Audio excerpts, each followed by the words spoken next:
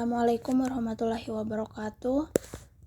Baiklah, di sini saya akan menjelaskan materi kelompok 2 mengenai sejarah perkembangan dan pertumbuhan hukum asuransi syariah di Indonesia. Pembahasan yang pertama mengenai sejarah perkembangan hukum asuransi syariah di Indonesia. Pelaksanaan asuransi syariah di Indonesia berawal dari budaya suku Arab sebelum zaman Rasulullah yang dikenal dengan akilah.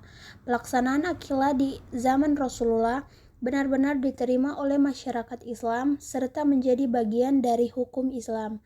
Perkembangan asuransi syariah global ditandai dengan kehadiran perusahaan asuransi syariah di berbagai belahan dunia. Mengikuti perkembangan bank syariah yang sudah ada sebelumnya, asuransi syariah di Indonesia muncul pada tahun 1994 bersamaan dengan diresmikannya PT Asuransi Tafakul Keluarga dan PT Asuransi Tafakul Umum pada tahun 1995 di bawah holding company PT Asuransi Tafakul Indonesia.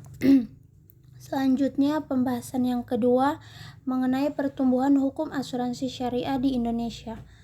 Di Indonesia, perkembangan dan pertumbuhan asuransi syariah mengalami pencapaian yang baik, terlebih pada saat ditetapkannya Keputusan Menteri Keuangan tahun 2003 mengenai perizinan bagi pembukaan perusahaan asuransi dan unit usaha syariah dari perusahaan konvensional.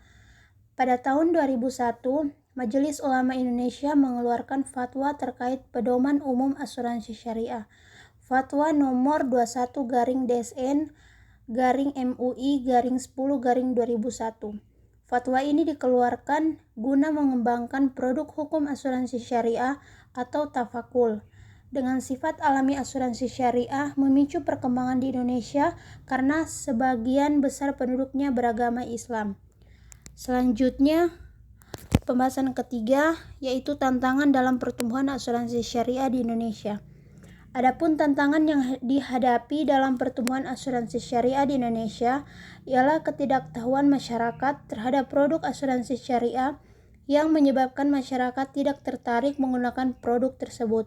Kurangnya sumber daya manusia yang profesional yang ahli dalam bidang asuransi syariah, keterbatasan dana promosi, kurangnya sosialisasi, dan kurangnya dukungan regulator sebab belum ada undang-undang yang secara spesifik mengatur asuransi syariah.